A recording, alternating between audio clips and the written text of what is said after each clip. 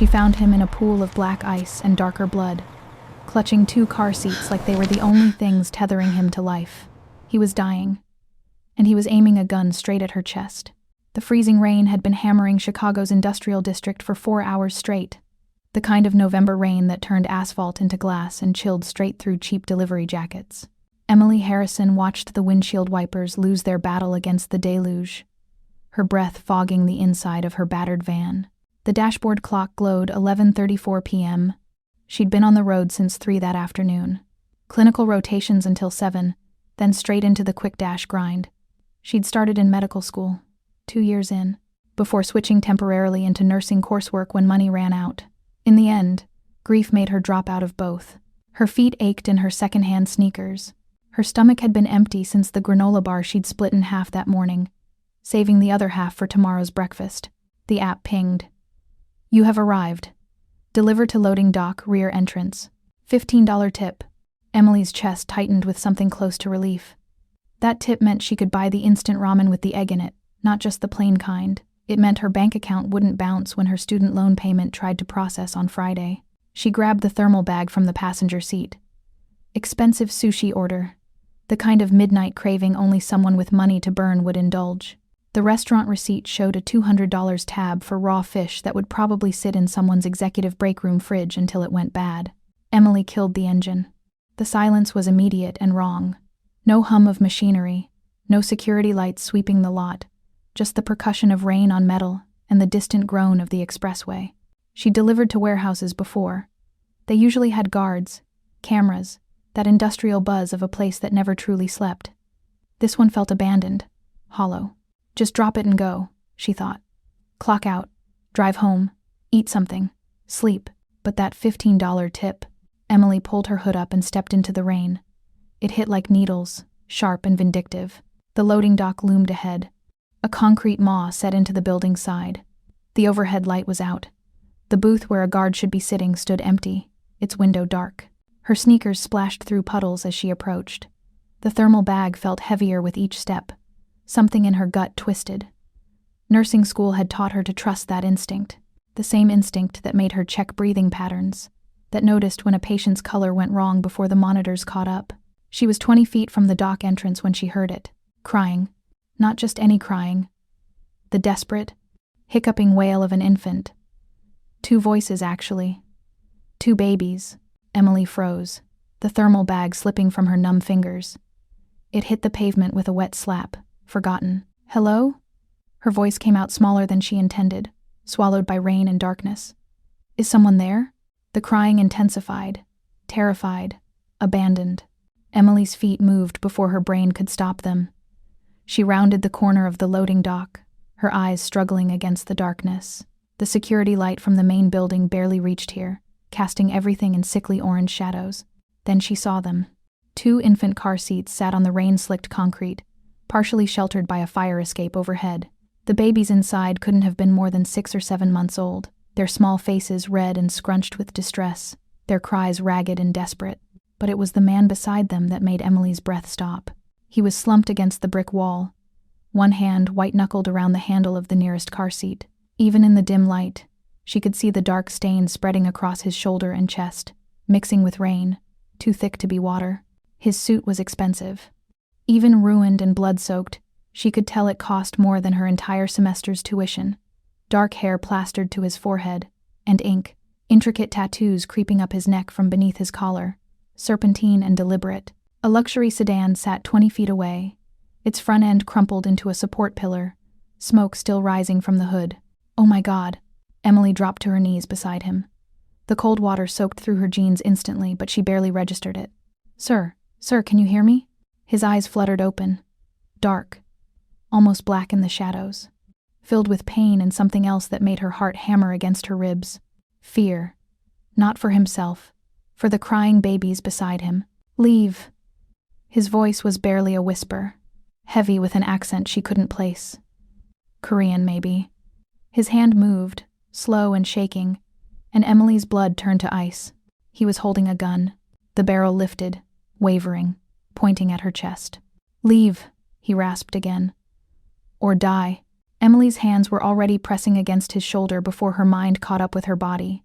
Warm, wet, arterial blood. She'd seen enough in her clinical rotations to know this was bad. The wound was still bleeding, though not as heavily as it must have been initially. But his skin was cold, too cold, his breathing shallow and ragged. "You need a hospital." The words came out automatic, trained. "I need to call 911. No." The gun steadied, just slightly.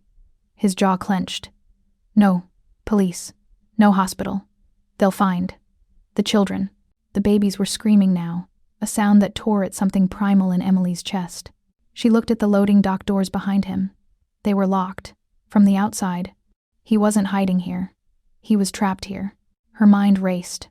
2 years of medical school before she dropped out, before her parents died in that twisted wreck of metal and fire, before she'd held her father's hand while he bled out waiting for ambulances that came too late, before she'd watched her mother slip away in a sterile hospital bed, calling Emily's name with her last breath. If I'd just known more. If I'd just been faster. If I'd just... Please. The word left his lips like a prayer. The gun lowered, his strength failing. Please. Emily looked at the babies. Looked at this man who was dying but still held on to them with everything he had left. Looked at the locked doors and the empty guard booth and the smoking car. Every rational thought screamed at her to run, to call for help, to do the legal thing, the safe thing. But she thought of her father's last words. "Don't let them go, Em. Whatever you do, don't let them go." "Okay." The word left her mouth before she could stop it. "Okay, but we're moving. Now, can you stand?" He nodded. It was probably a lie. Emily looked at the babies. "Are they yours?" Something flickered in his eyes. Pride, even through the agony. "My children. Hannah, June. Then Hannah and June are coming too." Emily grabbed the first car seat, heavier than she expected. She set it carefully where the rain couldn't reach, then grabbed the second. Her arms burned. She returned to the man, sliding her shoulder under his good arm. "On 3. My van is 40 feet away. You're going to make it. Understand?" He nodded again. 1, 2, 3. They rose together. His weight nearly buckled her knees. He was tall, easily 6'2", solid muscle beneath the ruined suit. He bit back a sound of pain, and Emily felt him trembling. Step by agonizing step, they made their way toward her van. Emily's lungs burned. Her legs shook. She kept talking, partly to keep him conscious, partly to keep herself from screaming. "I'm Emily, by the way. Emily Harrison.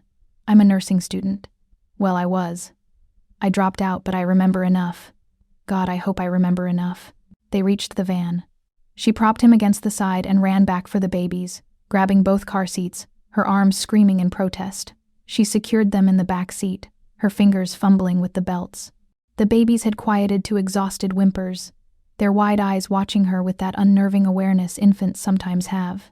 "It's okay," Emily whispered, though she had no idea if that was true. "I've got you." The man had slid down the side of the van by the time she returned. Emily hauled him into the passenger seat. His head fell back against the headrest. She slammed the door and raced to the driver's side. The engine coughed twice before turning over. Emily's hands were shaking so badly she could barely grip the wheel. She pulled away from the warehouse, her eyes darting between the road and the man beside her. In the glow of the dashboard, she could see his face clearly now. Sharp features. The intricate ink crawling up his neck, disappearing into his hairline. The suit worth 6 months of her rent. The watch on his wrist worth enough to pay off her student loans. What have I done? The drive to her studio apartment usually took 30 minutes. Emily made it in 18, running 2 red lights, pushing her van until the frame rattled. She kept talking the whole way, rambling, desperate. "My place is small, really small, but it's clean. I have medical supplies, bandages and stuff. I can do this. I can. Thank you." His voice cut through her panic, quiet but steady. Emily's hands tightened on the wheel. In the back seat, one of the twins started crying again, a sound that reached into Emily's chest and squeezed. "Almost there," she promised them all, her voice breaking. "Almost there." She pulled up to her building, killed the engine, and sat for one long moment in the silence. She'd just brought a wounded stranger and 2 babies to her home. She hadn't called the police. She had no idea what had happened to him, who he was running from, or why he was so desperate to avoid hospitals. His hand touched her arm. Emily jumped. His eyes were open. Clearer now, despite the pain etched into every line of his face. "Thank you," he said again. And the weight of those two words settled over her like a crown she never asked to wear. Emily nodded and stepped out into the rain. And so it began. Welcome back, my fierce hearts and midnight dreamers. Before we dive in, make sure you're subscribed, hit that like button, and tell me where you're watching from. I love seeing our little dark romance family stretch across cities, countries, and time zones. Every click, every comment, every bit of love you leave here helps us keep unraveling these dangerous love stories and high-stakes betrayals together. So find your quiet place, dim the lights, and get ready. Let's begin. Getting him up 3 flights of stairs nearly killed them both. Emily half carried, half dragged him, pausing every few steps while he fought to stay conscious. Mrs. Adam from 2B opened her door at the commotion, took one look, and closed it again without a word. Emily had never been more grateful for her neighbor's indifference. By the time they reached her door, she was shaking. The man was barely breathing, and somewhere behind them, in the night, someone was hunting. Emily's studio apartment was a claustrophobic box on the 3rd floor of a building that should have been condemned a decade ago. Peeling wallpaper the color of old coffee stains, a kitchenette barely large enough for one person to turn around in, a futon that doubled as her couch and bed, the springs shot through years ago. The radiator clanked and hissed, producing more noise than heat. She kicked the door shut behind her and let Kangdae collapse against the nearest wall. His weight had nearly broken her on the last flight of stairs. Her shoulders screamed, her thighs burned, but she couldn't stop. Not yet. The babies were still crying, a relentless sound that made her ears ring and her chest tight. Emily set the car seats on the futon, her hands shaking so badly she fumbled the straps. Hannah's face was red and blotchy, her tiny fists waving in distress. June's cries were hoarser, exhausted. I know. I'm sorry." Emily's voice cracked.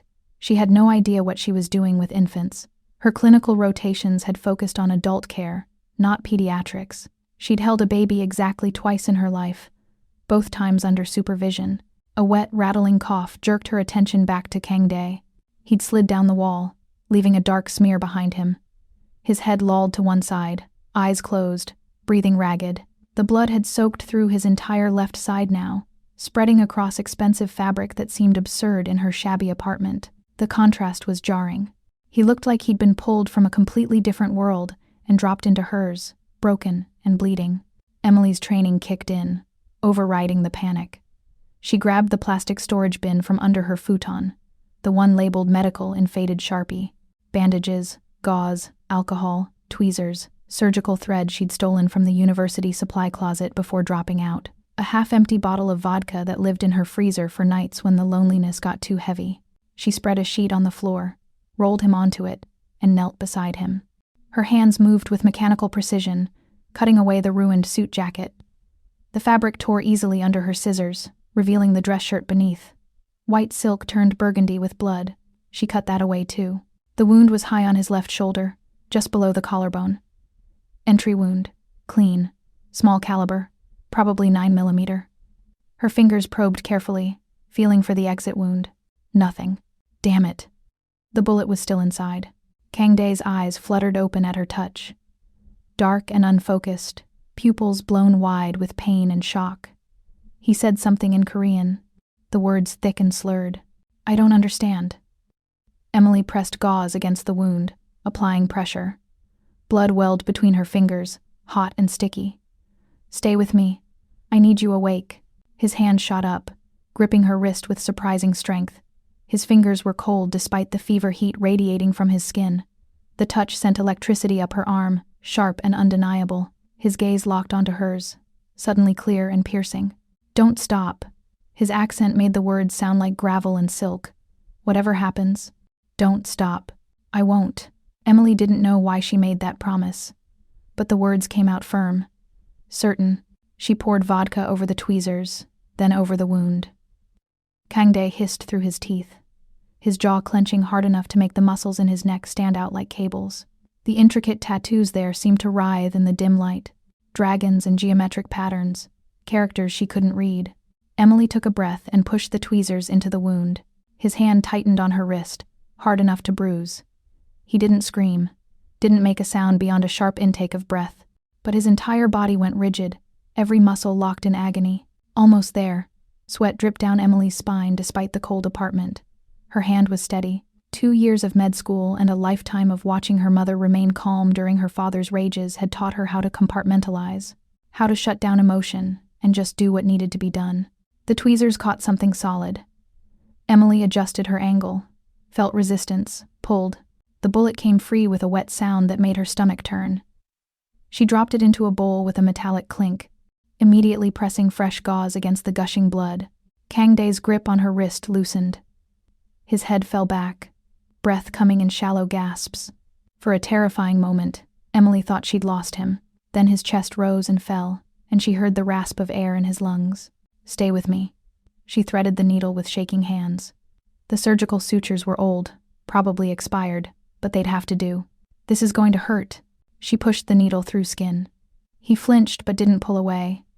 Emily worked quickly, her stitches neat despite the tremor in her fingers. Muscle memory from countless hours in the skills lab, sewing up practice dummies that didn't bleed or breathe or grip her wrist, like she was the only thing keeping them tethered to the world. 10 stitches. 12. 15. She tied off the last one and sat back on her heels, breathing hard. Blood covered her hands, soaked into her jeans, splattered across her threadbare tank top. The metallic smell filled the small space, mixing with the vodka and the underlying scent of him. Expensive cologne cut with sweat and gunpowder. Emily bandaged the wound with the last of her clean gauze, wrapping it tight across his shoulder and around his back. Her hands brushed against bare skin.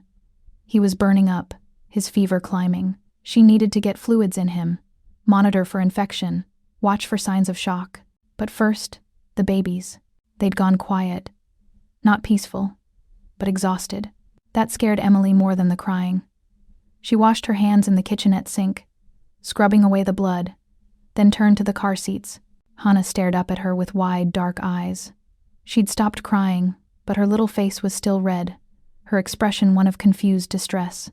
Jun had fallen into an uneasy sleep, his small chest rising and falling rapidly. Emily had no formula, no bottles, no diapers. "What do I do with you?" she whispered. A sound made her turn. Kangdae had pushed himself up to sitting, his back against the wall. His face was gray with pain, but his eyes were alert, fixed on the babies with an intensity that made Emily's breath catch. "Hana." His voice was rough. "The girl. Jun is the boy. They need formula, diapers. I don't have anything."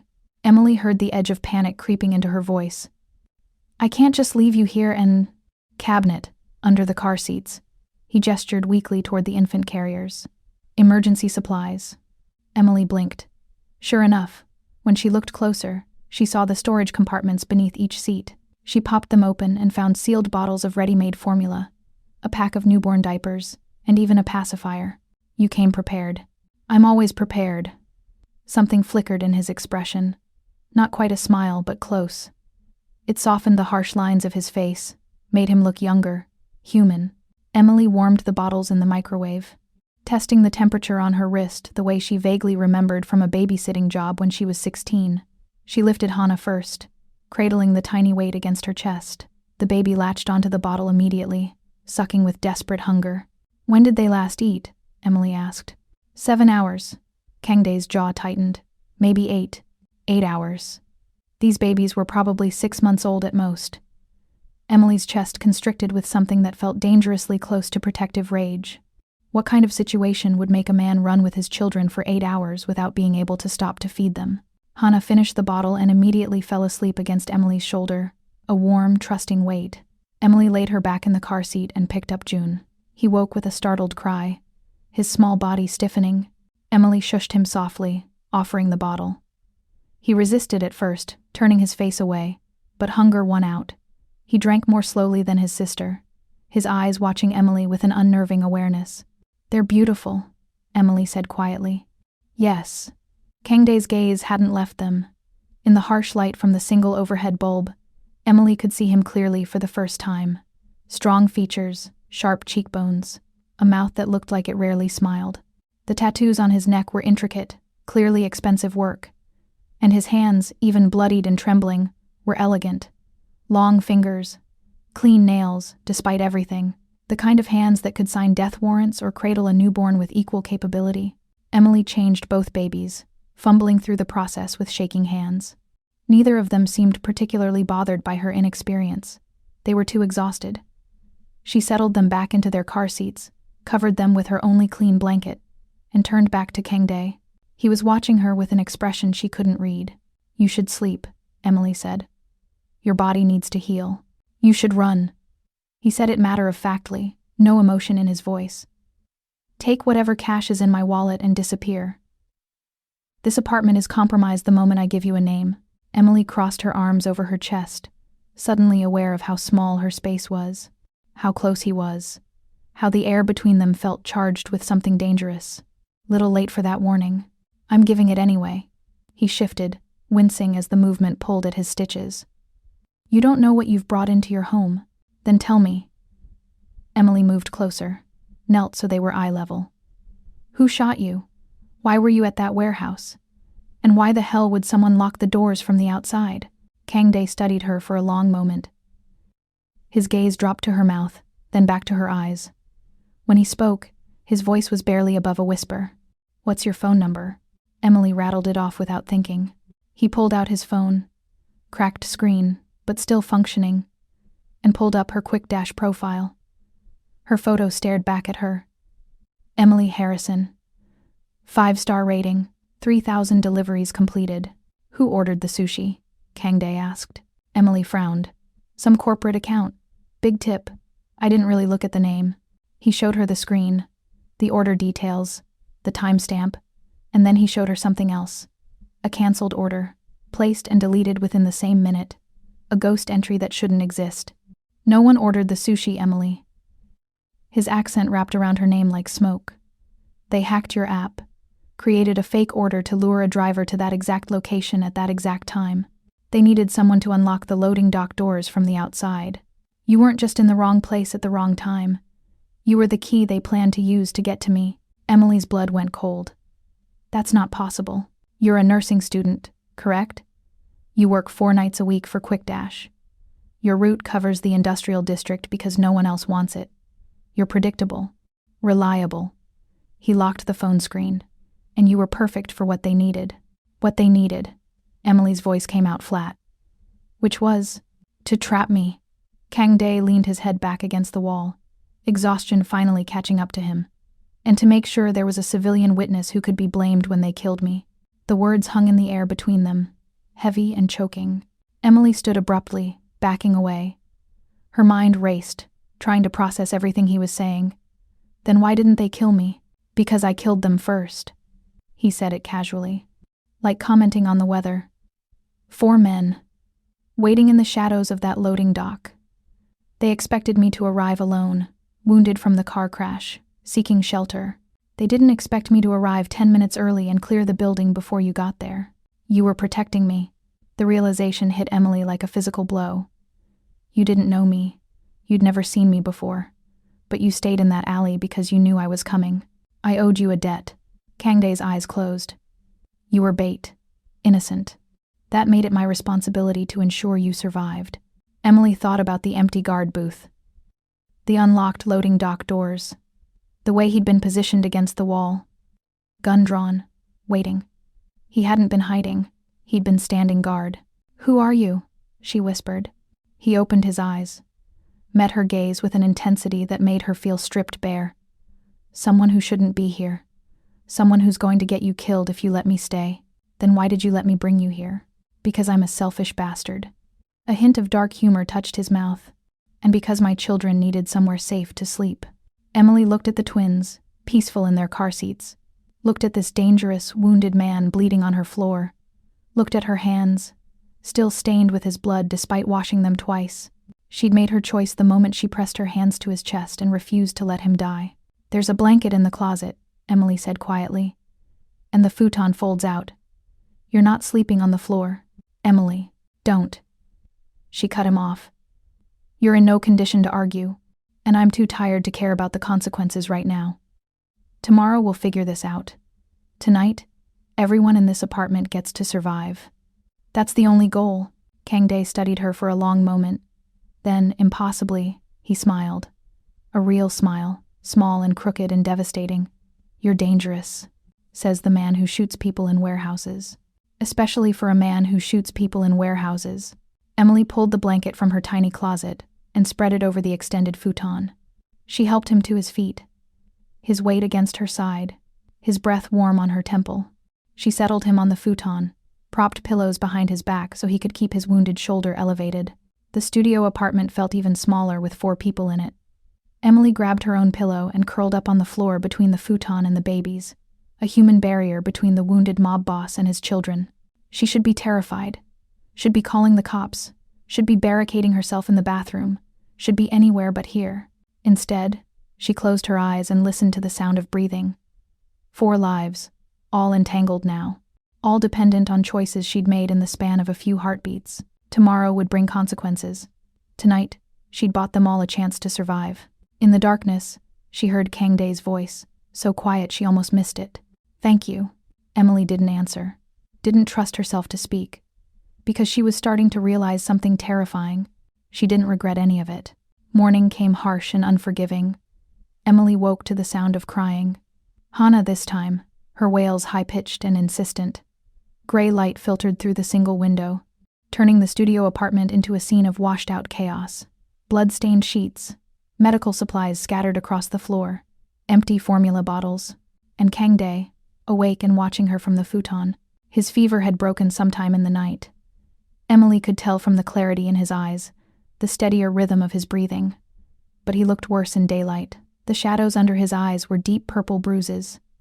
His skin had taken on a grayish cast. The bandages on his shoulder were spotted with fresh blood. "She's hungry," he said simply.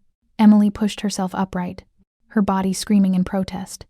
Every muscle ached from yesterday's exertion. She hadn't slept more than 2 hours, jerking awake at every sound, certain she'd hear footsteps in the hallway or the splintering of her door. But the building remained quiet. Even Mrs. Rivera next door kept her television at a respectful volume. Emily prepared bottles, changed diapers, went through the motions with mechanical efficiency. Her hands knew what to do even when her brain felt stuffed with cotton. When both babies were settled again, she turned to find Kang Dae trying to sit up. "Don't," she crossed to him quickly. "You'll tear the stitches. I need to check my phone." His voice was strained with pain, but determined. "See if anyone's reached out. You need to rest." Emily pushed him back down, perhaps more firmly than necessary. Her palm pressed against his bare chest, still too warm, his heart hammering beneath her hand. She pulled back quickly, awareness crackling through her like static electricity. "I'm not used to being told what to do." "Then this will be a learning experience." Their eyes met, held. Something passed between them in that moment. Something that made Emily's breath catch and her skin feel too tight. She'd spent her entire life making herself small, invisible, unthreatening. Her father had demanded it. The nursing program had expected it. Even her quick dash deliveries required a certain practiced harmlessness. But this man was looking at her like she was the most dangerous thing in the room. "You're used to people being afraid of you," Emily said quietly. "Yes, I should be afraid of you." "Yes." His gaze dropped to her mouth.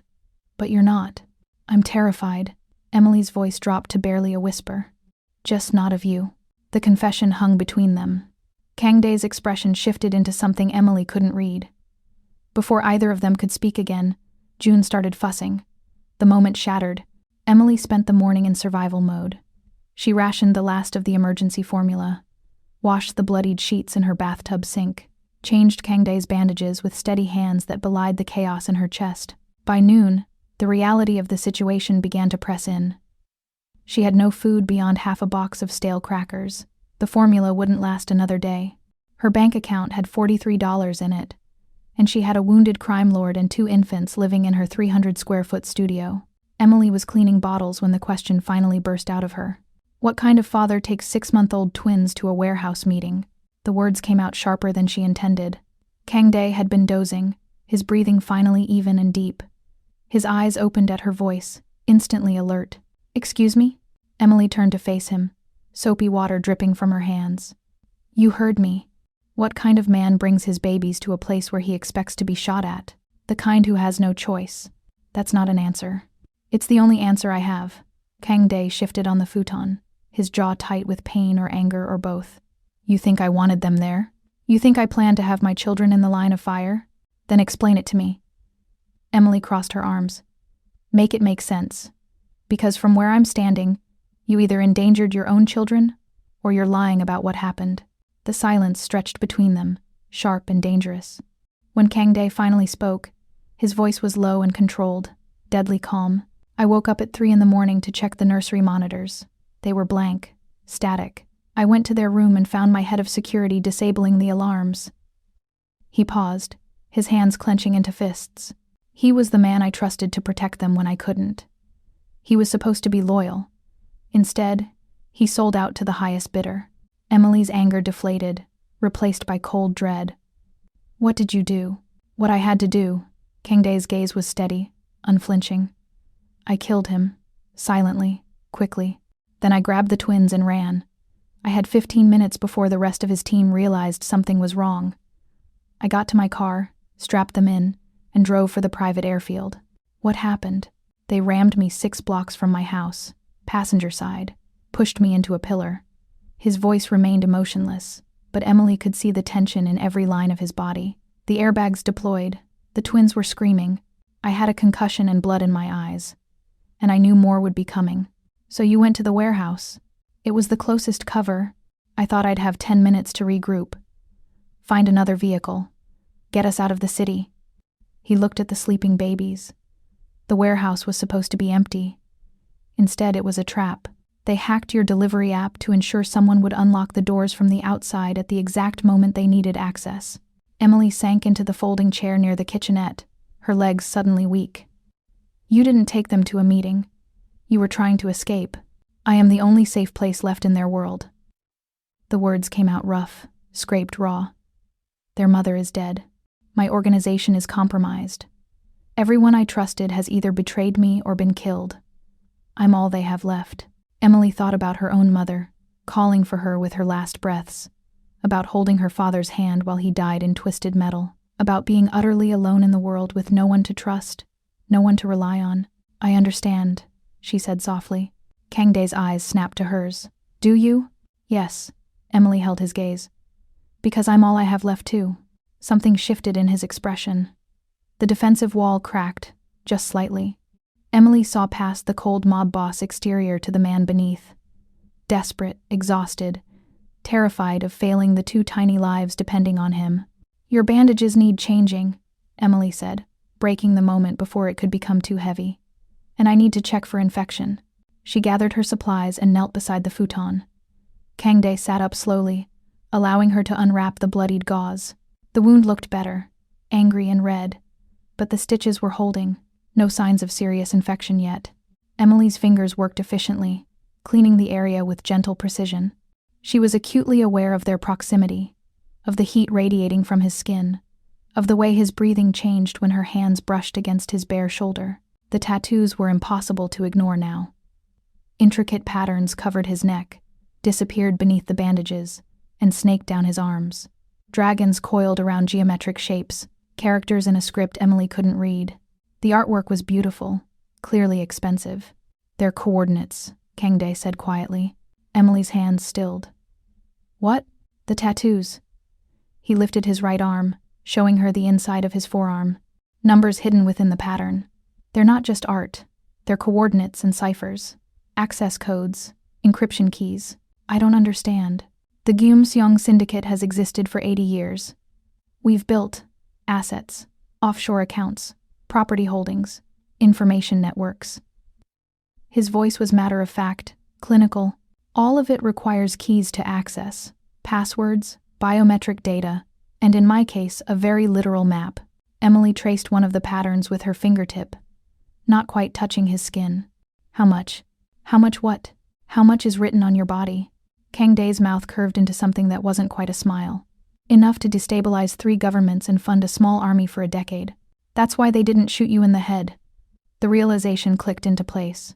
They need you alive. Or they need my skin. He said it flatly, without emotion. Dead or alive, the information is still there. They just prefer alive because then they can extract everything I know beyond what's inked. Emily's stomach turned. That's barbaric, That's business. She resumed working on his bandages, her hands less steady now. The intimacy of the task felt different with this new knowledge. She wasn't just treating a wounded man. She was handling millions, billions, in encrypted assets hidden in plain sight. Why did you tell me? Emily secured the fresh bandages, her fingers lingering against his skin for just a moment too long. Because you deserve to know what you're protecting. Kangdae captured her hand before she could pull away. His thumb brushed across her knuckles, a touch that sent heat racing up her arm. And because if something happens to me, someone needs to know how to access what the children will need. Nothing's going to happen to you. You can't promise that. Watch me. Emily met his eyes, saw her own reflection in those dark depths. I didn't go through medical school, lose my parents, work myself to exhaustion, and haul your dying ass up 3 flights of stairs just to lose you to an infection or a hit squad now. Why? The question was soft, genuinely curious. Why are you doing this? You could have called the police, could have walked away, could have saved yourself. Emily thought about it, about the real answer beneath all the rationalizations. Because for the first time in 3 years, I feel like I'm doing something that matters. Like I'm not just surviving shift to shift, drowning in debt and grief and emptiness. You and these babies? You need me. And I haven't been needed in a very long time. Kangdae's hand tightened on hers. You're going to get yourself killed. Maybe. Emily smiled, surprising herself. But at least I'll die doing something besides delivering overpriced sushi to people who don't tip. A sound escaped him. Not quite a laugh, but close. It transformed his face, made him look younger. Human. Dangerous in an entirely different way. June chose that moment to wake with a cry. Emily pulled her hand free and went to him, lifting the baby against her shoulder. He was small and warm and real, his tiny fist clutching at her shirt. She turned back to find Kangdae watching her with an expression she couldn't name. Hunger, maybe. Or longing. Or both. Let me try, he said. You're not strong enough. Please. The single word held so much weight. Emily hesitated, then carefully transferred June to Kangdae's arms. She had to help him position the baby, had to support most of the weight herself because his wounded shoulder couldn't take the strain. Kangdae looked down at his son with an expression of absolute terror. I'm going to drop him. You won't. I've got you. And she did. Emily's hands cradled both the baby and the father, creating a bridge between them. June settled almost immediately, his small body relaxing against Kangdae's chest. The baby's tiny hand reached up, grasping at the ink on his father's neck. For the first time since Emily had found him bleeding in that alley, Kangdae looked like he might break. His eyes closed, his jaw clenched. A single muscle jumped in his cheek. I don't know how to do this, he whispered. How to be soft, how to be safe. You learn. Emily's voice was gentle. You figure it out as you go. You make mistakes and you fix them and you keep trying. What if I fail? Then we fail together. Emily meant it. She'd tied herself to these 3 lives without thinking about the consequences. And now, watching this dangerous man cradle his son with shaking hands, she realized she wouldn't take it back even if she could. Kangdae opened his eyes, looked at her, and Emily saw the moment he stopped fighting whatever was building between them. The moment he accepted that she wasn't leaving, that they were in this together now, for better or worse. Emily. Her name on his lips felt like a promise, like a threat, like the beginning of something neither of them could control. Yeah? Thank you. He said it with such sincerity, such raw honesty, that Emily felt something crack open in her chest. Something she'd been keeping carefully locked away since the night her mother died. Hope. You're welcome. They stayed like that for a long moment. The 3 of them connected by touch and necessity and something far more dangerous.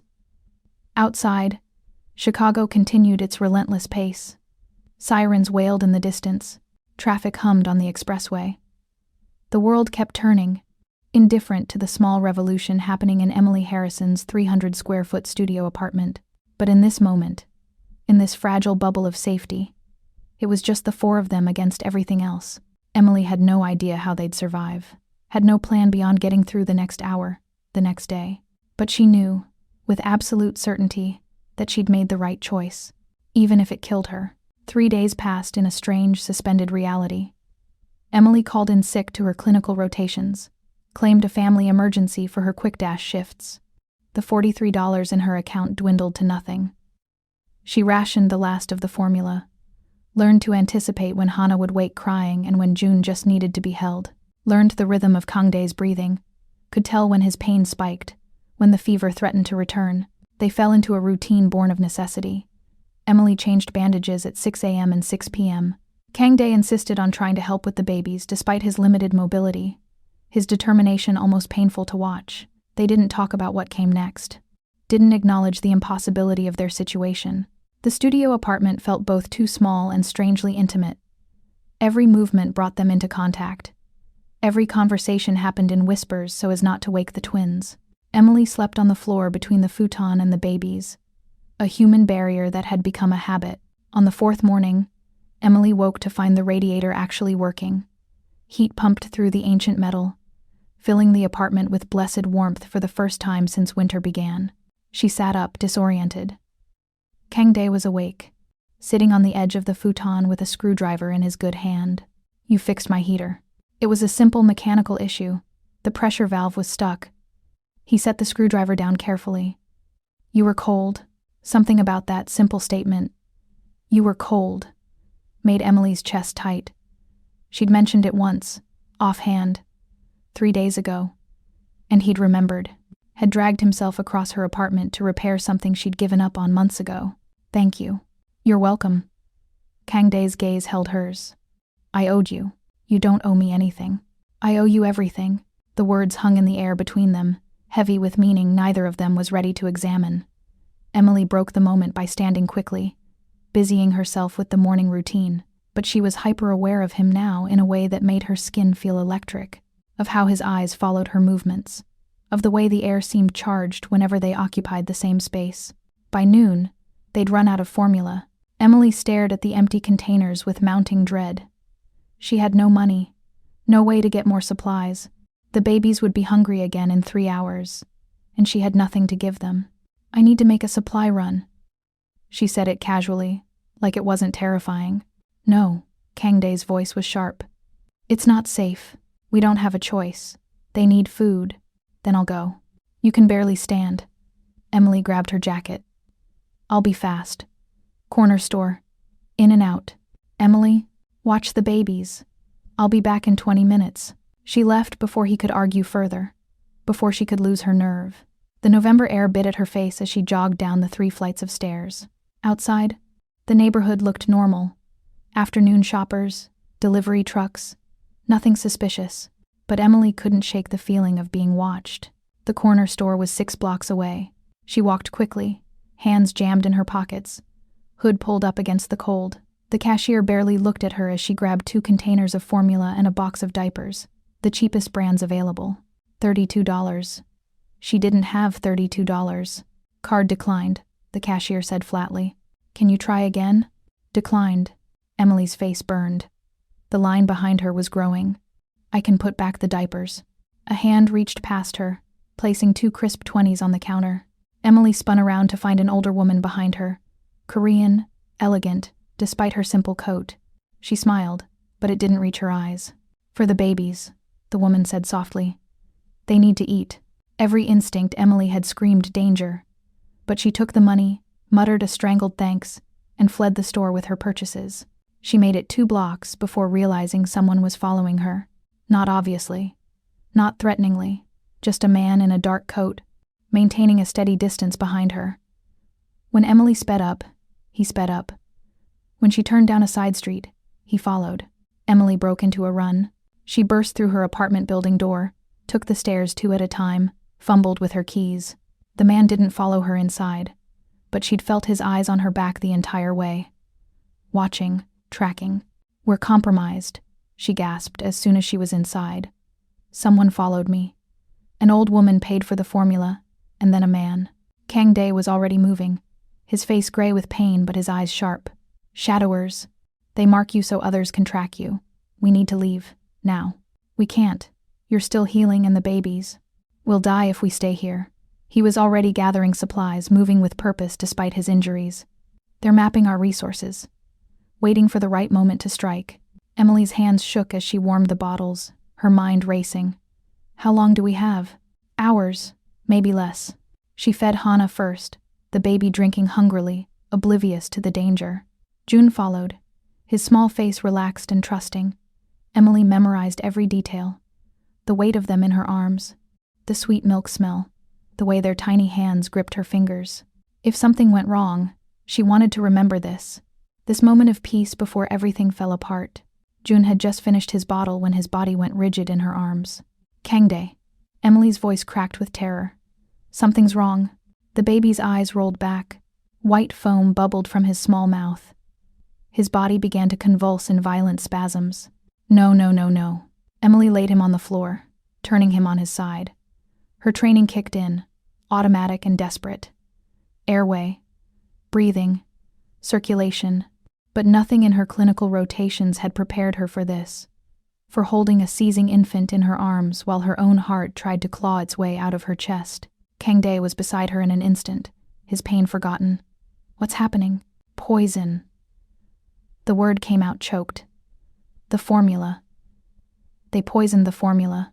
Hannah started seizing seconds later. Emily's world narrowed to a single pinpoint of focus. 2 babies dying in front of her. 2 lives she'd sworn to protect slipping away because she'd been stupid, careless, desperate. Hospital, Kangdae said. Now. We can't. Emily was already moving, grabbing supplies, her hands steady despite the screaming in her head. They'll be waiting. They want us panicked, want us to run straight into their trap. Then what? I'm going to pump their stomachs. She said it with more confidence than she felt. Here, now. Emily had seen the procedure done exactly twice during her pediatric rotation, had read about it in textbooks, had practiced on training dummies that didn't convulse and foam and die. She grabbed the medical tubing from her supply box, turkey baster from the kitchenette, saline solution she'd been using to clean Kangdae's wound. Not sterile, not proper equipment, but it was all she had. Hold Hannah. Emily's voice was pure command. Keep her on her side, don't let her choke. Kangdae obeyed instantly, cradling his daughter with his good arm. His face was a mask of controlled terror, but his hands were steady.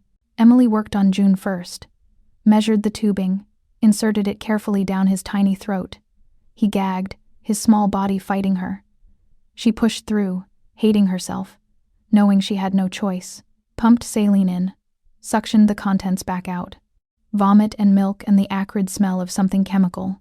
Again, and again, until the fluid came back clear. June's seizures slowed, stopped. His breathing evened out. Emily moved to Hannah, repeated the process with shaking hands. The little girl fought harder, her small hands pushing weakly at Emily's arms. But Emily didn't stop, couldn't stop, pumped and suctioned until Hannah's stomach was empty and her breathing stabilized. Both babies lay exhausted and pale but breathing. Alive. Emily collapsed back against the wall, her entire body trembling. Tears streamed down her face. Silent and hot. She'd done it. She'd actually done it. But the horror of what had almost happened, what could still happen, crashed over her in waves. Kangdae set Hannah carefully in her car seat and turned to Emily. For the first time since she'd met him, she saw his control shatter completely. He crossed to her in 2 strides and pulled her against his chest, his good arm wrapping around her with crushing force. Emily felt him shaking, felt the wetness of tears against her hair. You saved them. His voice was raw, broken. You saved my children. Emily couldn't speak, could only cling to him and shake and try to breathe through the adrenaline crash. They stayed like that for long minutes, 2 people holding each other together while the world tried to tear them apart. When Kangdae finally pulled back, his eyes were dry but haunted. He cupped her face in his hand, his thumb brushing away her tears. I owe you more than my life, he whispered. I owe you my legacy. You don't. Everything I have, everything I am, everything I've built. His gaze burned into hers. It's yours now, all of it. Because without you, none of it matters. Emily's breath caught. She knew what he was offering. Not just gratitude, not just debt, but something far more dangerous and permanent. Kangdae. Don't answer now. He released her gently, stepping back. But know that the offer stands. Always. Emily nodded, not trusting her voice. They spent the next hour monitoring the babies, watching for any lingering effects of the poison. Both twins slept restlessly, their small faces still too pale, but their breathing remained steady. We can't stay here, Kang Dae said finally. They've marked this location. They'll come tonight. Where do we go? I have a place. A safe house. No one knows about it. He looked at her, his expression unreadable. But once we go there, Emily, there's no going back. You'll be fully committed to this world. To me. To everything that comes with it. Emily thought about her empty apartment. Her abandoned dreams of finishing nursing school. Her dead-end delivery job and mounting debt and crushing loneliness. She thought about her parents' graves she hadn't visited in 6 months because she couldn't afford flowers. Then she looked at the twins. Alive and breathing because she'd refused to give up. Looked at Kang Dae, this dangerous, complicated man who trusted her with everything that mattered. Let's go, she said simply. They packed in silence. Emily changed the babies into clean clothes, secured them in their car seats. Kang Dae moved slowly but deliberately, gathering what little they had. His phone went into the toilet tank, destroyed beyond recovery. Emily's phone followed. No tracking, he explained. From this point forward, we're ghosts. Emily took one last look at her studio apartment, at the peeling wallpaper and broken furniture, and the life she'd been barely surviving. She felt nothing. No regret. No nostalgia. Just relief that she was finally leaving it all behind. They made it to the van without incident. Kang Dae gave her directions in terse, clipped sentences. They drove in silence, the city lights blurring past the windows. Emily kept checking the rearview mirror, searching for pursuit. But the streets remained clear, empty, too empty. Something's wrong, she said. I know. They were 15 minutes from the safe house when Kang Dae's burner phone rang. Unknown number. He answered, his expression hardening as he listened. What? Emily asked when he hung up. Change of plans. His voice was flat, deadly. The safe house is compromised. They were there first. Then where? I don't know. For the first time, Kang Dae sounded lost. I don't know where else is safe. Emily's hands tightened on the steering wheel. Behind them, headlights appeared in the distance. 1 vehicle, then 2, then 4. We have company, she said quietly. Kang Dae turned to look, his jaw clenched. Drive, fast. Emily pressed the accelerator to the floor. The old van protested, engine whining, but it responded. The speedometer climbed past 60, past 70. The pursuing vehicles matched their speed. They're not trying to stop us, Kang Dae observed. They're hurting us. To where? Nowhere good. Emily's mind raced. They had a wounded man, 2 babies, and a van that wouldn't survive a high-speed chase. No weapons, no backup, no plan. They were trapped. And somewhere in the darkness behind them, hunters closed in for the kill. The GPS on Kang Dae's burner phone showed nothing but dead ends ahead. Emily took a hard right, tires screaming, the van tilting dangerously. In the back, the babies woke crying. Their wails filled the small space, adding to the chaos. There, Kang Dae pointed to an industrial complex coming up on the left. Storage facilities, multiple buildings. We can lose them in the maze. Emily didn't hesitate. She yanked the wheel, jumping the curb, crashing through a chain-link fence that had seen better days. The van bounced violently over rough pavement, shock absorbers screaming. Behind them, the pursuing vehicles slowed, regrouping. They'd bought themselves minutes. Maybe. Emily killed the lights and drove by moonlight alone, navigating between massive storage buildings. She pulled into a narrow alley between 2 units and cut the engine. Silence, just the tick of cooling metal and the baby's frightened cries. We need to move.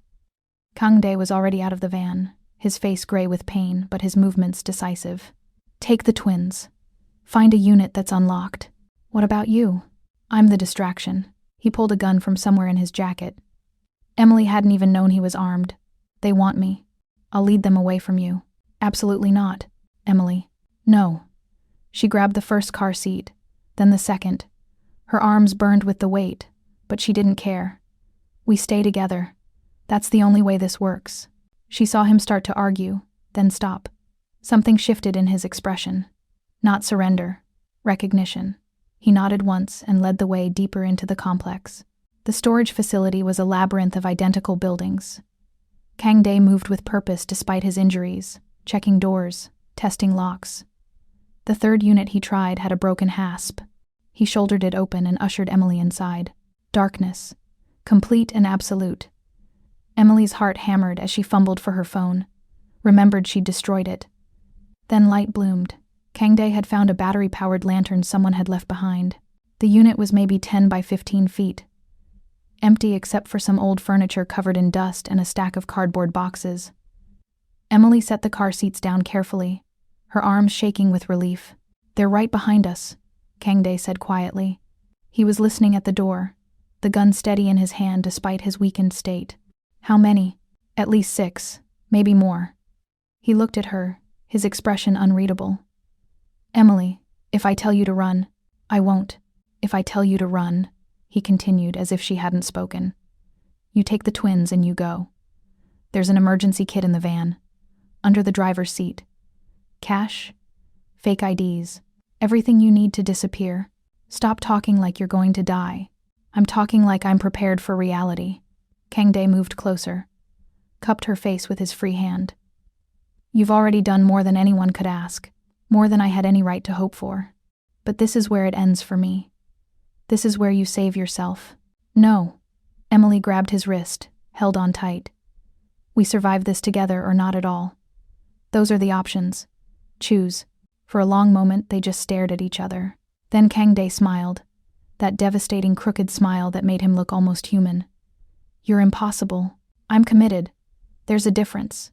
A sound outside cut off whatever he was about to say. Footsteps, multiple sets, getting closer.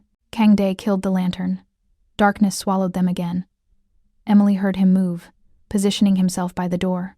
She fumbled in the shadows, finding a metal pipe among the old furniture. "Not much, but better than nothing." "Stay behind me," Kangdae whispered. "No matter what happens, protect the twins." The footsteps stopped right outside their unit. Emily's breath caught. In the darkness she heard the babies shifting, starting to fuss. She pressed her hand gently over Jun's mouth, hating herself for it, but knowing a cry right now would kill them all. The footsteps moved on. Emily released the breath she'd been holding. They waited in the darkness, every sense on high alert. Minutes crawled past like hours. The babies somehow understood the danger, staying quiet with an eerie awareness. Then the door exploded inward. The metal shutter screamed as it was yanked upward, fluorescent light from outside flooding the unit. Emily was blind, her eyes struggling to adjust. She heard Kangdae move, heard the sharp crack of gunfire. Someone screamed, multiple someones. Emily's vision cleared enough to see 2 bodies on the ground. Kangdae was already moving, his wounded shoulder forgotten, pure instinct and training taking over. But there were more coming. She could hear them surrounding the building. "Back door!" Emily grabbed both car seats, adrenaline giving her impossible strength. "There has to be a back door." Kangdae fired twice more, covering their retreat. Emily found a rusted service entrance, kicked it open with more force than she knew she had. They spilled into an alley, darkness and shadows and nowhere to run. A figure stepped out in front of them, tall, armed, face covered by a black mask. Kangdae raised his gun, but the stranger was faster. He fired.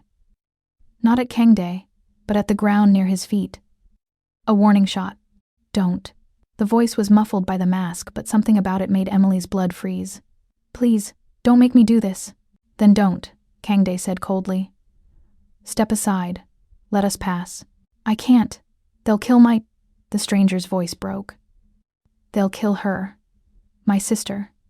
If I don't bring you in, they'll kill her." Emily's world tilted sideways. That voice. Older, rougher, but familiar in a way that made her chest constrict with horror and impossible hope. "Mark?" Her voice came out barely a whisper.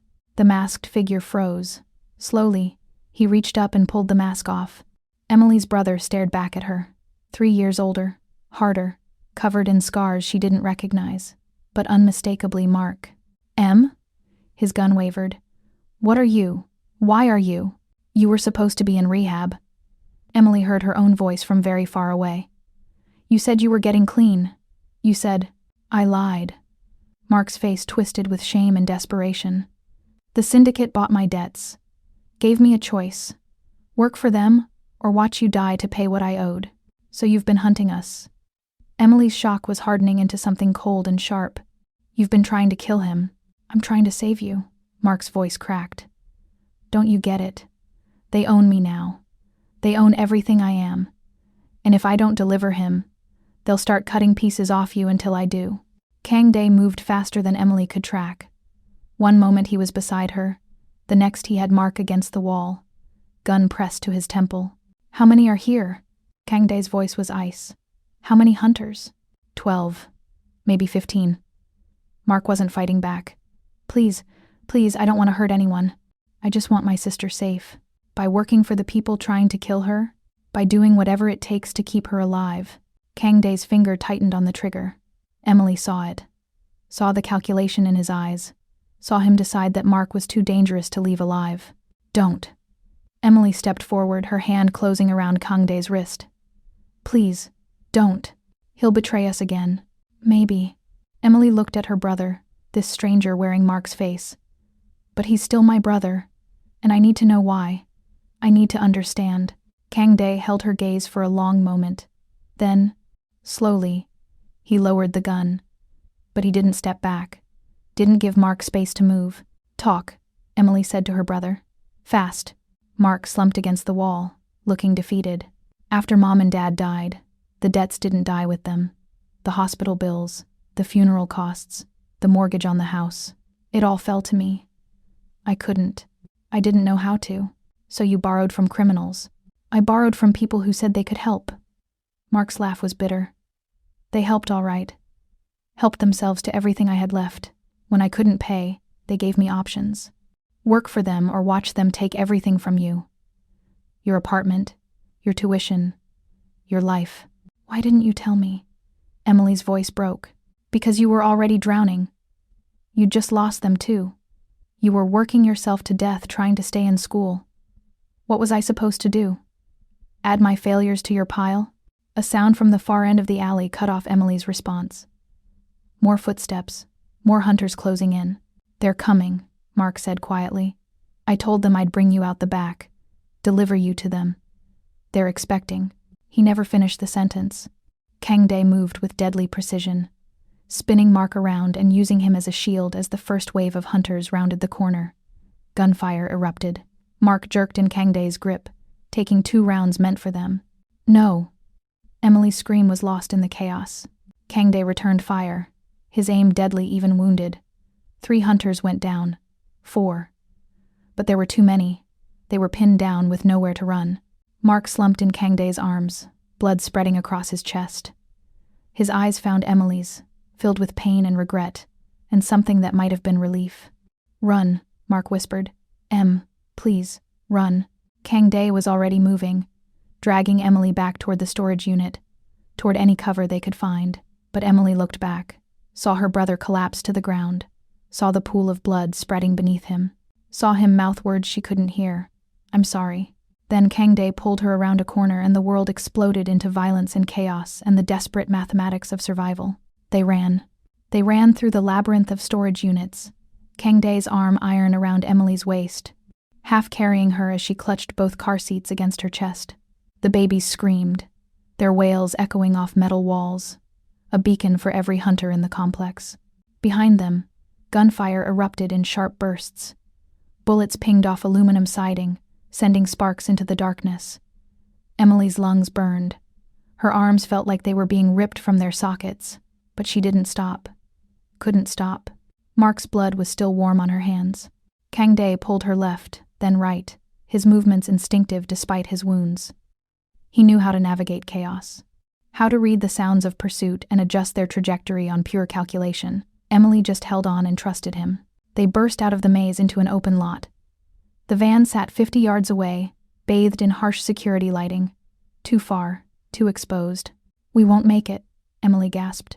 Yes, we will. Kang Dae's grip tightened. On 3, sprint. Don't look back. Emily counted her own heartbeats. 1, 2, 3. They ran. The world narrowed to the sound of her feet pounding pavement, the weight of the babies threatening to pull her down, the electric awareness of Kang Dae beside her. She heard shouts behind them. More gunfire. A bullet struck the ground 6 inches from her foot, sending up a spray of asphalt. Then they were at the van. Kang Dae yanked the door open, practically throwing Emily inside. She secured the car seats with shaking hands while he returned fire, his body shielding the open door. 3 shots. 4. A scream from somewhere in the darkness. He dove into the passenger seat. Drive. Emily's hands found the keys still in the ignition. She'd never removed them. The engine roared to life. She floored it, the van fishtailing as they peeled out of the lot. In the rearview mirror, she saw figures emerging from the storage maze, saw muzzle flashes, heard the distinctive thunk of bullets hitting the van's rear panels. Then they were on the main road, merging into sparse late-night traffic. Just another anonymous vehicle in Chicago's endless flow. Emily drove in silence for 20 minutes, taking random turns, doubling back, checking mirrors obsessively. Beside her, Kang Dae was checking his burner phone, his face illuminated by the screen's pale glow. "The safe house," Emily finally said. Her voice sounded wrong, hollow. "You said you had a safe house. It's compromised." Kang Dae didn't look up from the phone.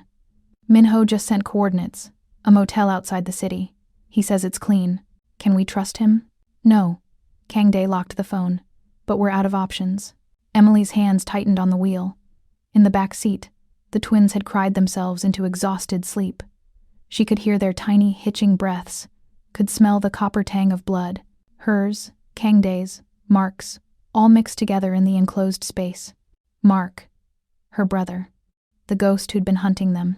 "He hesitated," Emily whispered. "When he recognized me, he didn't want to shoot. He would have." Kang Dae's voice was flat. "Eventually, when the alternative was worse. You don't know that. I know men like him. I've been men like him." He turned to look at her, his face half-shadowed in the passing streetlights. "Your brother sold his soul for a debt.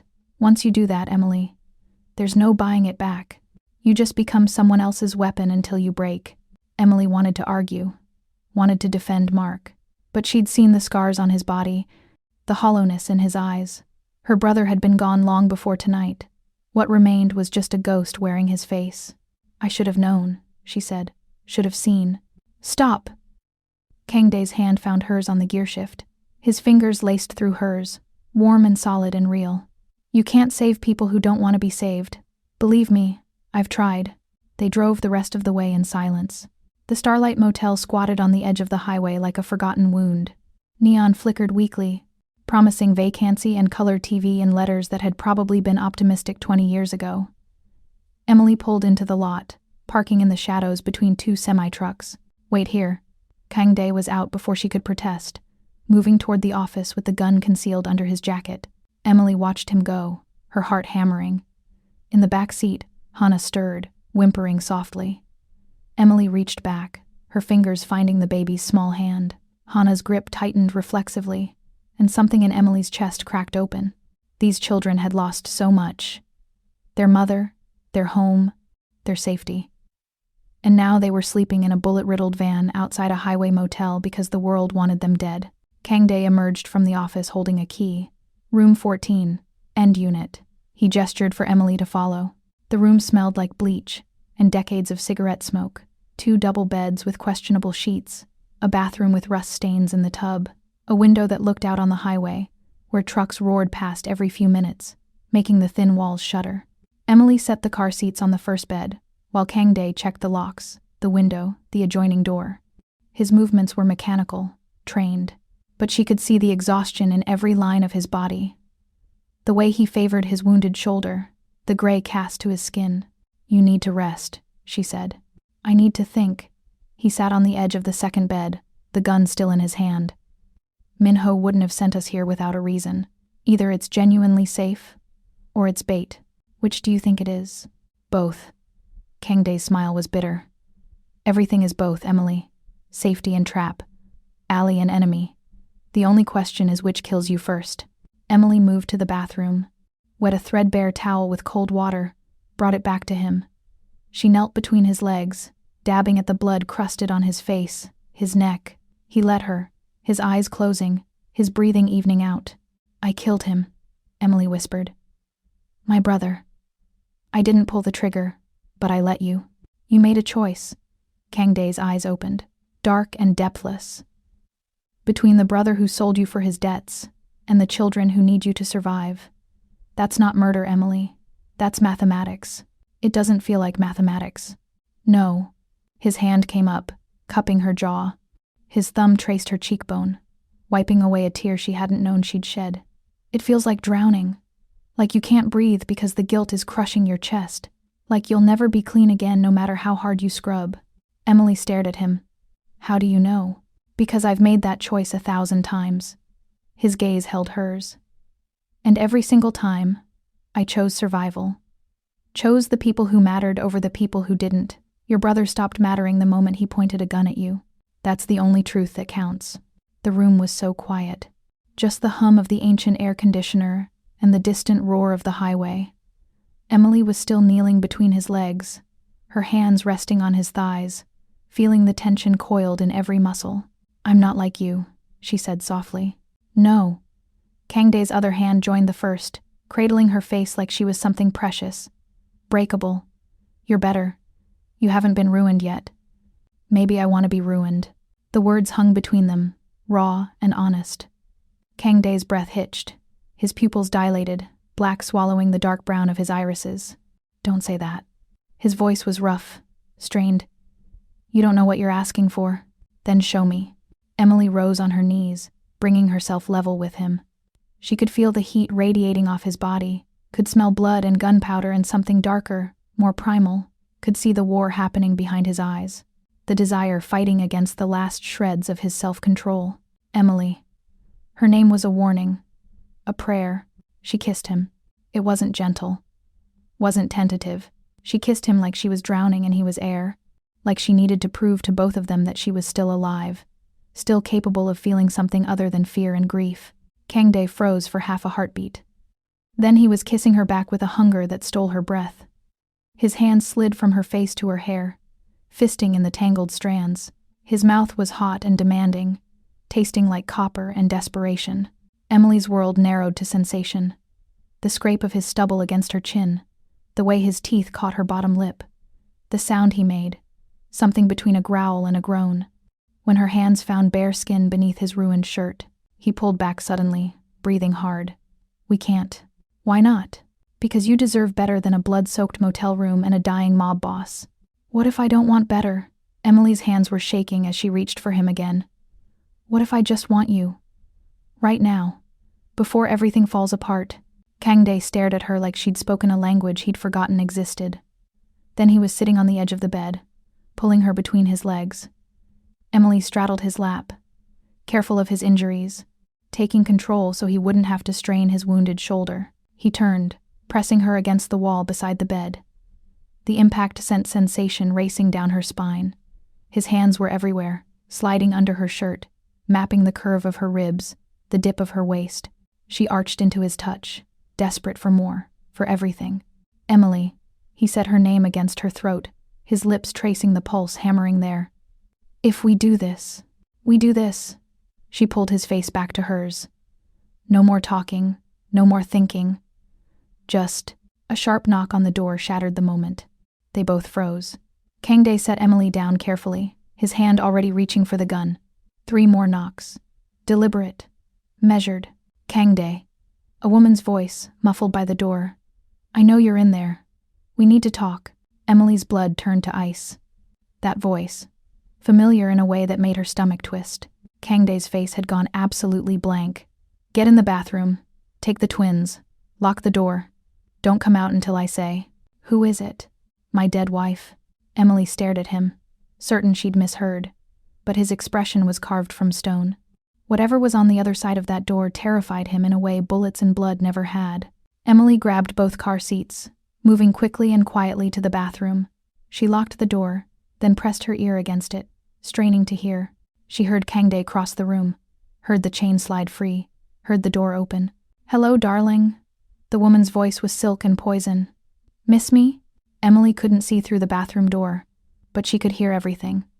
The click of expensive heels on cheap linoleum, the rustle of fabric, the way the air in the motel room changed, becoming heavier, dangerous.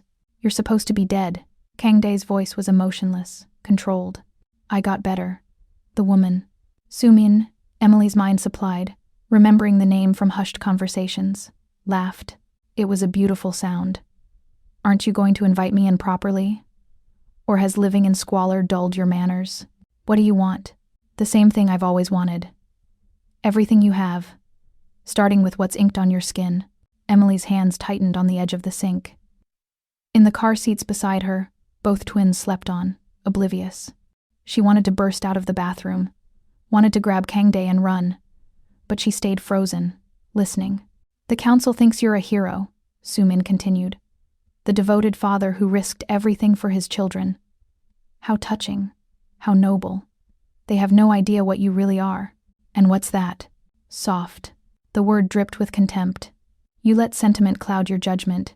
You kept the boy when you should have eliminated him. You refused to expand into weapons trafficking.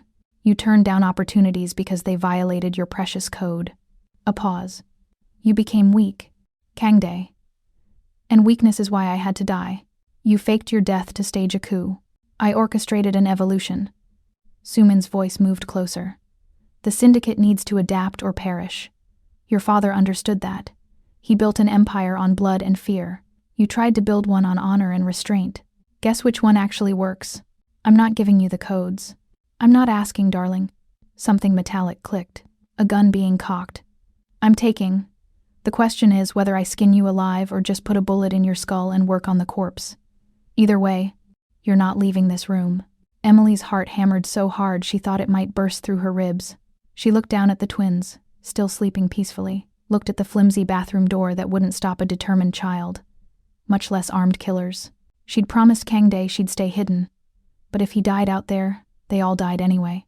Emily's hands were shaking as she quietly opened the bathroom cabinet, searching for anything she could use as a weapon. Rusted scissors, a plunger. Nothing useful. Nothing. Her fingers closed around something hard and metallic. A pipe wrench, probably left by a maintenance worker and forgotten. It would have to do. Emily lifted the wrench, testing its weight. Then she unlocked the bathroom door as quietly as possible and eased it open a crack. The scene that greeted her made her breath stop. Sumin was beautiful in a way that didn't look quite human. Sharp features, skin like porcelain, dressed in white that somehow remained pristine despite the dingy motel setting. She held a gun steady on Kangdae, who stood with his hands raised, his wounded shoulder bleeding again through the bandages. Behind Sumin, 2 men in tactical gear flanked the door, professional, armed, watching Kangdae with the dead-eyed focus of trained killers. "Last chance," Sumin said. "Give me the access codes willingly, and I'll make this quick. Refuse, and I'll make you watch while I feed your bastard children into the Chicago River piece by piece." Kangdae's face didn't change expression, but Emily saw his hands clench into fists, saw the muscle jump in his jaw. "The boy isn't mine," he said quietly. Sumin's perfect composure cracked slightly. "What? June, he's not my biological son." Kangdae spoke slowly, each word measured. "His father was my lieutenant, Minjae. He died protecting me from an ambush 3 years ago. I took June and raised him as my own. The children aren't twins, Sumin. They never were." Emily's mind reeled. She looked at the sleeping babies, Hana and June, who she'd assumed were identical twins. But now that she knew, she could see the subtle differences. Hana's rounder face, June's sharper chin, different fathers. "You adopted him." Sumin's voice was flat with disbelief. "You took in the orphan of a dead soldier and passed him off as your heir. Why?" "Because Minjae asked me to with his dying breath. Because June deserved better than the orphanage or the streets. Because it was the right thing to do." Kangdae's voice was steady. "Not that you'd understand that. You're right, I don't." Sumin raised the gun, centering it on Kangdae's forehead. "Which is why I'm going to kill you now." "Guards." Emily burst out of the bathroom with the wrench raised. She didn't think, didn't plan, just moved with the same desperate instinct that had made her press her hands to Kangdae's bleeding chest in that alley. She swung the wrench at the nearest guard's head with every ounce of strength she possessed. The impact sent shockwaves up her arms. The guard dropped like a stone. The second guard spun toward her, raising his weapon. But Kangdae was already moving, grabbing Sumin's gun hand and twisting. The shot went wide, punching through the motel room ceiling. Plaster rained down. Emily swung the wrench again, catching the second guard across the temple. He staggered. She hit him again, and again, and again, until he stopped moving. The silence that followed was deafening. Emily stood over the unconscious guards, breathing hard, the wrench slick with blood in her hands. Across the room, Kangdae had Sumin on her knees, his hand fisted in her perfect hair, her own gun pressed to her temple. "You shouldn't have threatened my children," he said quietly. Sumin laughed, even with death pressed against her skull. "You can't kill me, darling. I'm still your wife, still protected by the old code. The old code died when you did." Kangdae's finger tightened on the trigger. "Wait." Emily's voice cut through the tension. "Don't." Kangdae's eyes snapped to hers. "Emily, if you kill her, they'll never stop hunting us. But if we let her go, if we have proof she broke the code first by threatening civilians." Emily gestured to herself, to the twins sleeping peacefully in the bathroom despite the gunshot. "Then we have leverage, evidence, something to bargain with." Sumin twisted in Kangdae's grip, trying to see Emily properly. "Who is this? The delivery girl? The nursing student you dragged into this mess?" "She's the woman who just saved my life." Kangdae's voice was cold. "Again. How charming." Sumin's smile was venomous. "Tell me, delivery girl, do you think he'll stay faithful to you longer than he stayed faithful to me? Or will you end up discarded like every other woman who thought she was special?" Emily met the woman's gaze steadily. "I don't need him to be faithful. I need him to be alive. Everything else is just details." Something flickered in Sumin's eyes. Respect, maybe, or calculation. "Tie her up," Emily said. "We're taking her with us." Kangdae stared at Emily like she'd grown a second head. But he didn't argue. Just pulled zip ties from one of the unconscious guards and bound Sumin's wrists and ankles with brutal efficiency. They left the motel room in ruins. Emily carried both car seats while Kangdae half-dragged, half-carried Sumin to the van. They loaded everything in record time. Emily behind the wheel again, Kangdae in the passenger seat with his gun trained on his supposedly dead wife in the back. "Where are we going?" Emily asked as she pulled out of the lot. "I don't know." For the first time since she'd met him, Kangdae sounded lost. "Every safe house is compromised. Every ally is suspect. We're ghosts with nowhere to haunt." Emily's hands tightened on the wheel. In the back seat, June started to cry.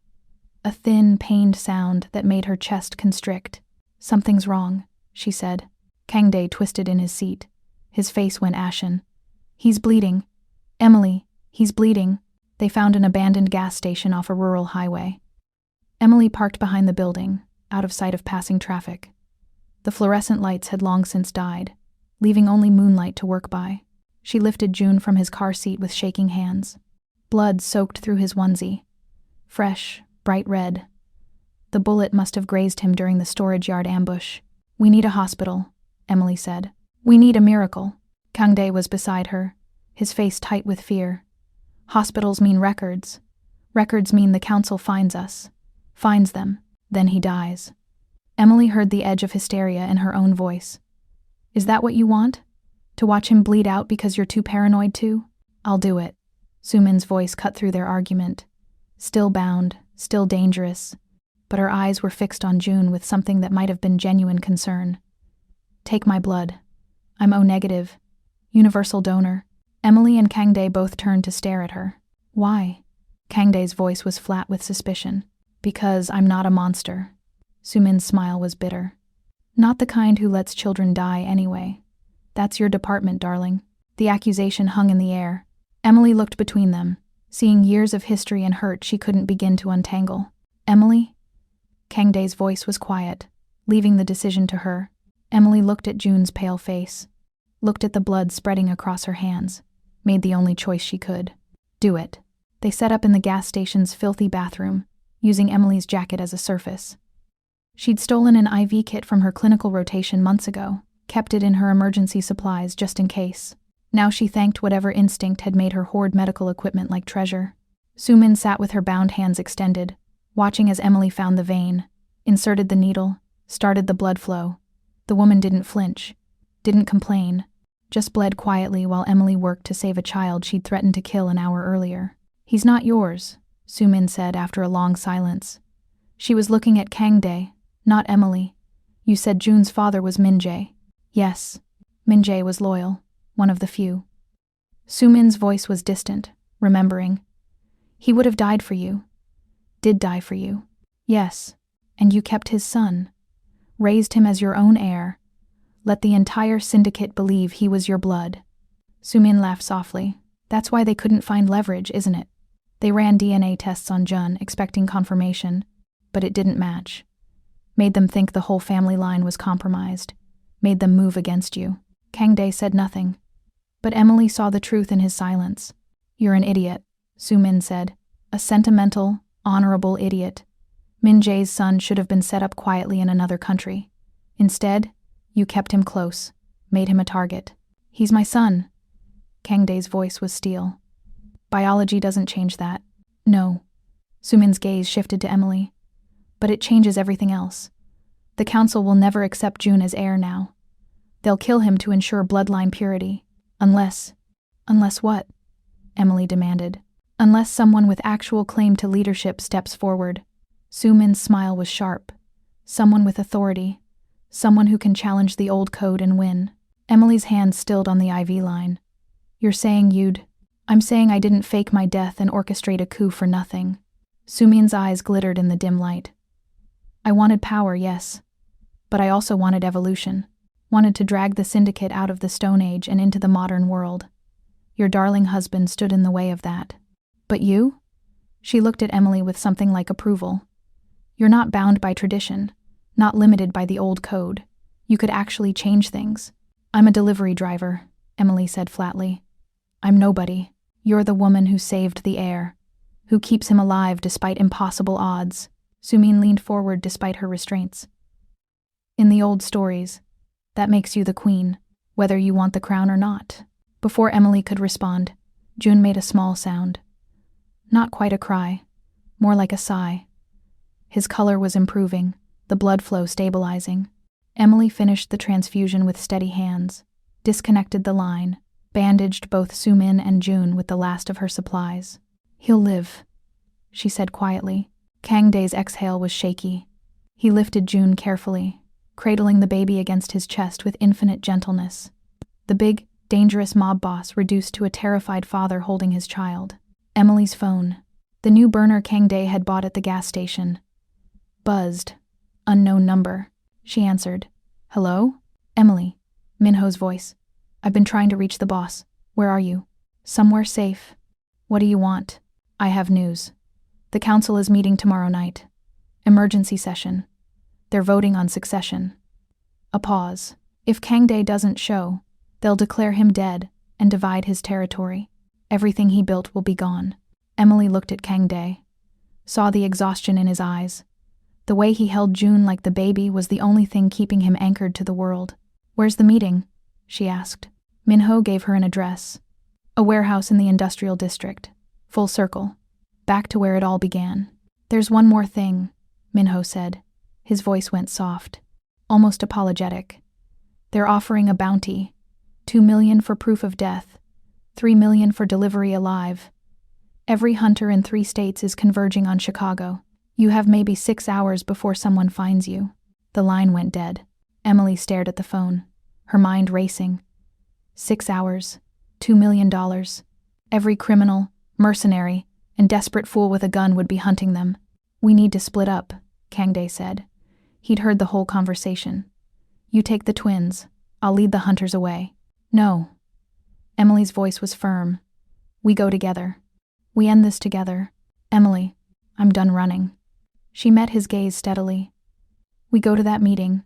We face the council. We finish this. They'll kill you. Maybe. Emily smiled grimly. But at least I'll die doing something that matters. Kang Dae stared at her for a long moment. Then he nodded once, accepting her choice the same way she'd accepted his from the beginning. They drove through the night, heading back toward the city. Su Min dozed in the back, still bound but no longer struggling. The twins slept peacefully, unaware of the storm waiting ahead. Emily's hands were steady on the wheel. Her mind was clear for the first time in days. She was done being afraid, done being small. If the council wanted a queen, she'd give them one, even if it killed her. Before coming here, they'd made a single stop. Emily's old apartment building. Mrs. Rivera from 2B had taken one look at the babies and pulled them inside without a word. Emily left a gun on the counter and whispered, Anyone tries that door, you shoot. The warehouse where Emily had found Kang Dae dying felt different now. Familiar, almost like coming home. The same loading dock, the same shadows. But this time, they walked in through the front door. The council was already assembled. 12 men in expensive suits, seated around a long table that looked absurdly formal in the industrial setting. They all turned to stare as Kang Dae entered with Emily at his side, Sumin bound and gagged behind them. Emily had left the twins with the only person she trusted, Mrs. Rivera from apartment 2B, who'd taken one look at the babies and asked no questions. Some mercies were still possible in this world. Kang Dae, the eldest council member, stood. "You're alive. Disappointed?" Kang Dae's voice was cold, relieved. The old man's gaze shifted to Emily, then to Sumin. "Though I see you've brought interesting company. The delivery girl who started this mess, and a ghost we thought we'd buried months ago." "Sumin faked her death," Emily said before Kang Dae could speak. "She orchestrated the coup, hired the hunters, poisoned the formula meant for the children. She violated every code the syndicate holds sacred." Serious accusations. Another council member leaned forward. "Do you have proof?" Emily pulled out the phone, the one she'd taken from Sumin's pocket during the struggle. She'd spent the drive hacking into it, her one semester of computer science finally paying off. She projected the contents onto the warehouse wall. Messages, financial transactions, kill orders, everything laid out in damning detail. The council studied the evidence in silence. When they finally spoke, their voices were cold with rage. "The penalty for oath-breaking is death." The eldest member looked at Sumin with no emotion. "Immediate and absolute." "Wait." Emily's voice rang out. "That's not why we're here." Every eye in the room turned to her. "We're not here to punish Sumin," Emily continued. "We're here to end the old code, to build something better, something that doesn't eat its own children." Bold words from a civilian. One of the younger council members sneered. "You have no standing here, girl. No voice. No." "She has standing." Kang Dae's voice cut through the room like a blade. "She saved my life, saved my children. She has more honor than anyone at this table. Honor doesn't grant council position." The old man's voice was tired. "You know the law, Kang Dae. She's a witness, and witnesses are liabilities." The temperature in the room dropped 20 degrees. "You want her dead." Kang Dae said it flatly. "Not a question. We want loose ends tied, civilians eliminated, business secured." The old man spread his hands. "It's nothing personal. It's simply how things are done." Kang Dae moved faster than Emily could track. The gun appeared in his hand. 3 shots rang out. 3 council members dropped, blood spreading across their expensive suits. The room erupted into chaos. Men reached for weapons, shouted threats. But Kang Dae stood with the gun steady, his face carved from stone. "New rule," he said into the shocked silence. "The woman lives. Anyone who argues dies." Kang Dae gestured to the back of the room, where Mrs. Rivera, who had followed them in, stood waiting. "Get her out of here. The feds are waiting at the rendezvous point. She's their problem now." "You're declaring war." The old man's voice shook. "Against your own council, against tradition." "No." Kang Dae lowered the gun slowly. "I'm declaring evolution. The old code dies here. Tonight, we build something new, or we burn it all down. Your choice." Emily stepped forward, placing herself between Kang Dae and the council. She was terrified, but she'd been terrified for days now. Terror was just another state of being. "You need leadership," she said. "Someone who understands the old ways but isn't bound by them. Someone who can negotiate with law enforcement, with legitimate businesses, with the modern world." "And you think that's you?" The sneer was back in the younger member's voice. "No." Emily smiled. "I think that's us. Kang Dae knows the business. I know how to keep people alive. Together, we're evolution. Separately, you're just waiting for the next coup to destroy what's left." The council members looked at each other. The math was simple. They'd already lost 3 members. Kang Dae had proven he'd burned down the entire organization before letting Emily die. And Sumin's betrayal had shown how fragile the old system really was. Finally, the old man spoke. "What are you proposing?" "A partnership. Kang Dae runs operations. I handle external relations and civilian protection." Emily's voice was steady. "We modernize. We diversify. We stop running the syndicate like it's still 1950. And if we refuse?" Emily looked at Kang Dae, saw the answer in his eyes. "Then you die," she said simply. "And we start over with people who understand what century we're living in." The silence stretched. Emily's heart hammered so hard she thought everyone could hear it. This was the moment. Accept or die. Evolution or extinction. The old man laughed. It was a rough, genuine sound. Min-jae would have liked you. Emily blinked. What? Jun's father, Min-jae. He always said the syndicate needed fresh blood. Someone who understood both worlds. The old man stood slowly, painfully. He would have approved of this madness. He extended his hand. Emily stared at it for a long moment. Then she reached out and shook. His grip was firm despite his age. Welcome to the council, Emily Harrison. Try not to get us all killed. 3 months later, Emily stood in the penthouse overlooking Chicago's skyline. The view was better than her old studio apartment. Hell, the bathroom was bigger than her old studio apartment. Hannah and June were in the nursery, protected by security that made Fort Knox look casual. They were growing fast. Hannah had learned to laugh. June had figured out how to grab his own toes. Normal baby things in an abnormal world. You're thinking too loud. Kang Dae's arms wrapped around her from behind. His shoulder had healed. The tattoos still covered his skin. All those coordinates and codes and secrets. But now she knew how to read them, how to protect them. I'm thinking about delivery orders, Emily admitted. About how one fake sushi order changed everything. Regrets? No. She turned in his arms, rising on her toes to kiss him. Not one. It wasn't a fairy tale. The syndicate still had enemies. The council still tested boundaries. Su Min was in a secure facility, being slowly rehabilitated or destroyed. Emily wasn't sure which was happening and wasn't sure she cared. But Emily was no longer the girl drowning in debt and grief. She was someone else now. Someone harder. Someone who'd held a dying man and refused to let him go. Someone who'd beaten assassins with a pipe wrench and stared down mob bosses without blinking. Someone who'd become a queen without ever wanting the crown. The twins are asking for you, Kang Dae said against her hair. Well, June is. Hannah just threw her bottle at the nanny again. Emily laughed. Coming. She took his hand. The same hand that had held a gun to her chest in a blood-soaked alley. The same hand that now held their family together. Outside, Chicago glittered in the darkness. Somewhere out there, delivery drivers navigated the night. Somewhere out there, desperate people made impossible choices.